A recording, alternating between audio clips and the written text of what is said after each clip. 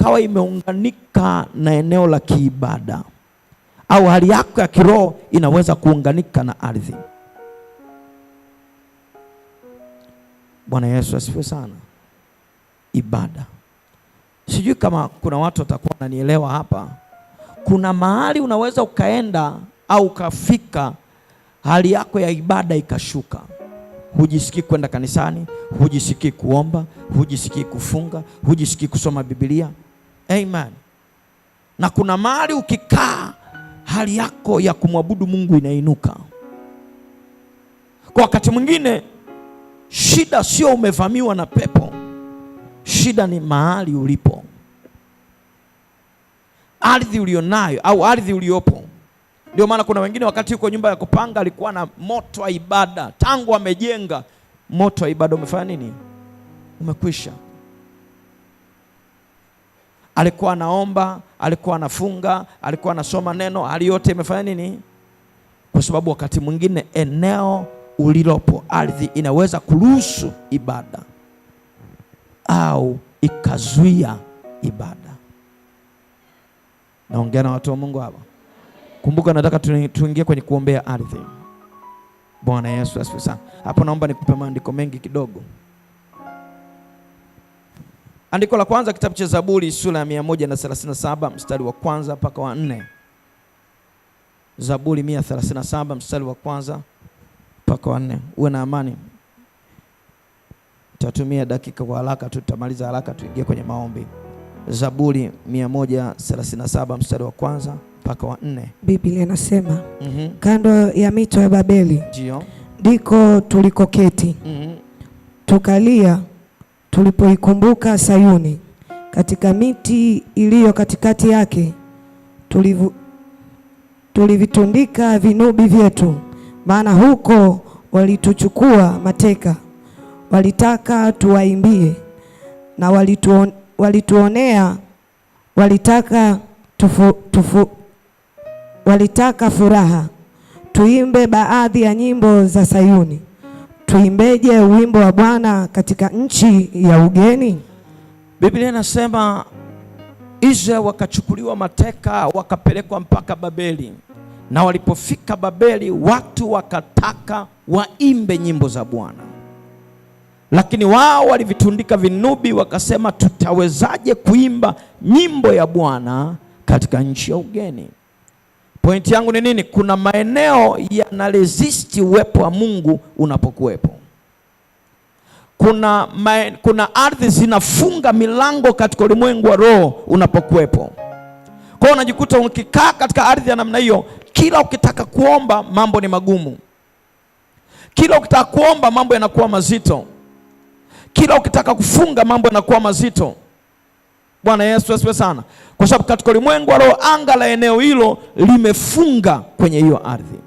Kwa sababu kuna connection kati ya lango la ulimwengu wa roho na ardhi. Kuna mtu hajanisikia? Kuna connection kati ya ulimwengu wa roho na nini? Na ardhi. Kuna mahali tukifika unaishi hapa, kuna uwepo wa Mungu. Wale ambao mmewahi kwenda mlimani kuomba mnajua. Kuna eneo ukifika pale pale mlimani, ukifika kule eneo unasikia kabisa uwepo wa Mungu. Na kuna mahali ukifika unasikia kabisa hapa unang'ang'ana. Na ndio maana wewe nenda katika mlima wa maombi, utaona kuna mahali pengine watu hawaombaki kabisa, na kuna mahali pengine watu, kila mtu anapataka pale. Kwa nini anapataka pale? Kwa sababu katika ulimwengu wa roho, ardhi ya mahali pale iko connected na lango la mbinguni. Amtaki tena. Kitabu cha Mwanzo. Nataka nikusogeze mahali. Kitabu cha Mwanzo sura ya 28 mstari wa 11. 28:11. Biblia inasema, ndio, akafika mahali fulani, akakaa huko usiku kucha, maana jua lilikuwa limekuchwa. Akatoa jiwe moja la mahali pale, akaliweka chini ya kichwa chake, akalala usingizi pale pale. Akaota ndoto, na tazama, ngazi imesimamishwa juu ya nchi, na ncha yake yafika mbinguni. Tena tazama, malaika wa Mungu wapanda na kushuka juu yake. Biblia inasema Yakobo alikuwa anasafiri, alafu akafika mahali fulani. Alipofika hapo mahali, akalala, akaota ndoto, ngazi kutoka pale alipolala mpaka mbinguni. Malaika wanapanda na kufanya nini? Umenielewa? Akasema mahali hapa panatisha kama nini, yamkini hapa ni lango la wapi? La mbinguni. Kwa kuna mahali ukiwepo unaweza ukashangaa pana ukame, na kuna mahali ukiwepo panakuwa na lango la mbinguni. Mwezi wako ukiwa nyumbani unaweza kuomba, au ukiwa nyumbani unakabwa na majinamizi. Amen. Kwa sababu kuna wengine wakilala nyumbani kwao, ndoto anazoziota ni ndoto za uwepo wa Mungu. Na kuna mwingine akilala nyumbani kwake, anaota anakimbizwa na mamba, mara amekimbizwa na ng'ombe, mara ameota majoka, mara. Tatizo sio nini, tatizo ni ardhi. Mahali ulipo pana lango, au mahali ulipo hapana lango. Hamtaki tena? Kuna mtu anasikia vizuri?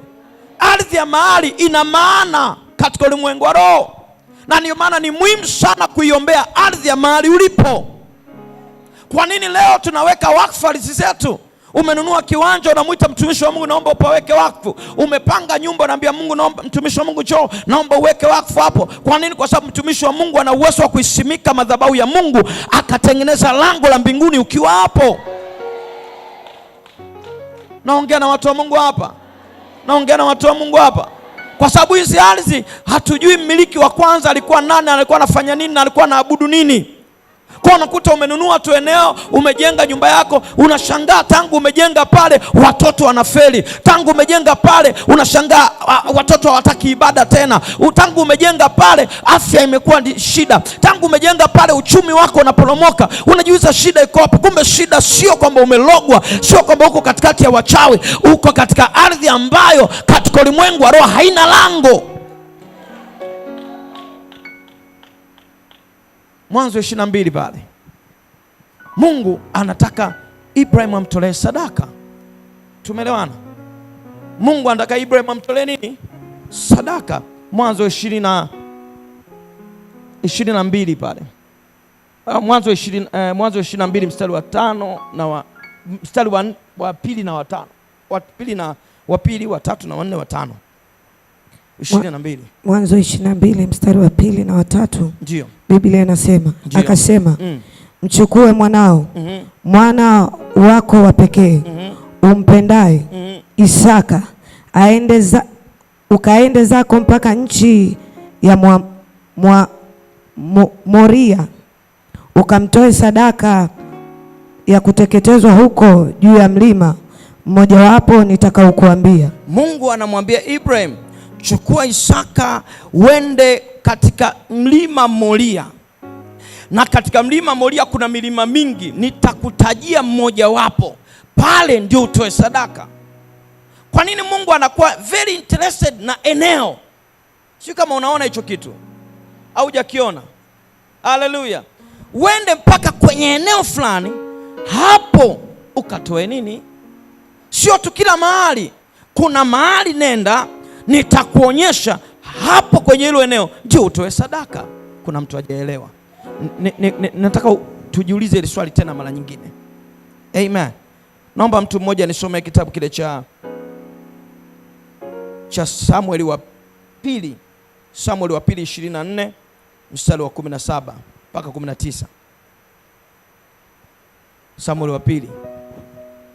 Biblia inasema, ndio, Daudi alipomwona malaika aliyewapiga watu, akanena na Bwana akasema, tazama, ni mimi niliyokosa, ni mimi niliyepotoka, lakini kondoo hawa wamefanya nini?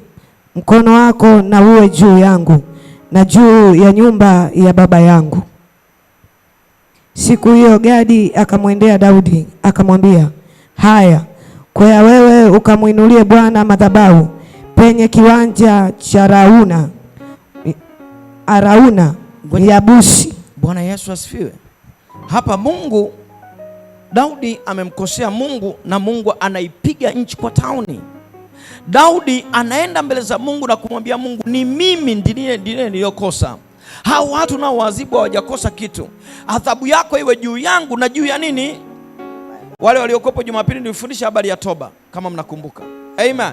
Mungu anamwambia Daudi, nenda kanijengee madhabahu. Sio nyumbani kwako. Kuna mtu hajasikia? Sio nyumbani kwako. Nenda kwenye kiwanja cha Arauna Myebusi. Nenda pale kanitolee sadaka. Why Mungu so much interested na eneo la mtu, sio la Daudi? Ukisoma pale mbele utaona Daudi alienda kulinunua, halikuwa la kwake. Kwa nini Mungu anasema nenda pale? Kuna mtu anaelewa? Kwa sababu kuna maeneo katika ulimwengu wa roho yana lango. Sasa Mungu anamwambia Daudi, kwa gharama yoyote nenda pale kanijengee nini? Madhabahu pale. Na Biblia inasema Daudi alipojenga tu madhabahu pale, Mungu akakomesha mabaya. Kuna mtu ananisikia? Kuna mtu ananisikia? Kuna mtu ananisikia? Kuna ardhi zingine katika ulimwengu wa roho zina lango. Mimi ni maombi yangu na dua, nyumbani kwako kukawe na lango la mbinguni. Nyumbani kwako kukawe na lango la mbinguni. Nyumbani kwako kukawe na lango la mbinguni. Ardhi yako ikawe ni lango la mbinguni. Chochote utakachomwita Mungu hapo akaitike. Nasema utakapomwita Mungu hapo akaitike. Ndio maana mimi ninawashangaga sana, mtu anakwambia mtumishi wa Mungu. By the way, mimi nizungumze tu kwa nia njema. Mimi ninaamini katika kwenda kumwabudu Mungu. Yaani Jumapili unaenda kumwabudu Mungu. Unakuta mtu shirika kabisa amekomaa, amejazwa Roho Mtakatifu, na ambaye mtumishi wa Mungu, mimi nilikuwa nimejiungamanisha tu kwenye TV. Jumapili hajatoka kwenda kanisani, amejiunganisha kwenye nini? Kwenye TV. Halo? Kuna neema katika kwenda. Sio kama kuna mtu anaelewa. Sisemi ni dhambi, sisemi ni vibaya, lakini kwa wewe ambao umeijua neema, nenda. Kuna baraka katika kwenda. Kuna mtu hajanisikia vizuri? Ukisoma kitabu cha Zakaria sura ya 14 na mstari wa 17 utaona kuna baraka katika kwenda. Yaani kitendo cha wewe kutoka nyumbani kwako kuja hapa, kuna baraka unayoipata ambaye aliyekaa nyumbani haipati. Anaweza kupata neno, anaweza kujiungamanisha kwa kurusha kwenye M-Pesa, lakini wewe uliyeko hapa una kitu cha ziada tofauti na aliyekaa nyumbani. Ndio maana ni muhimu sana kwenda. Ukisoma katika kitabu cha Samueli wa kwanza sura ile ya ngapi? Ya kwanza mstari wa 3, Biblia inasema mtu huyo Elikana alikuwa akienda akikwea hekaluni mwaka kwa mwaka kusali. Ni muhimu kwenda. Nisome hilo andiko. Zakaria ndio 14 mstari wa 17, Biblia inasema ndio, tena itakuwa ya kwamba mtu awaye yoyote, sauti imekuwa ndogo, awaye yoyote, mtu awaye yoyote, ndio, wa jamaa zozote zilizomo duniani. Zilizomo wapi? Duniani.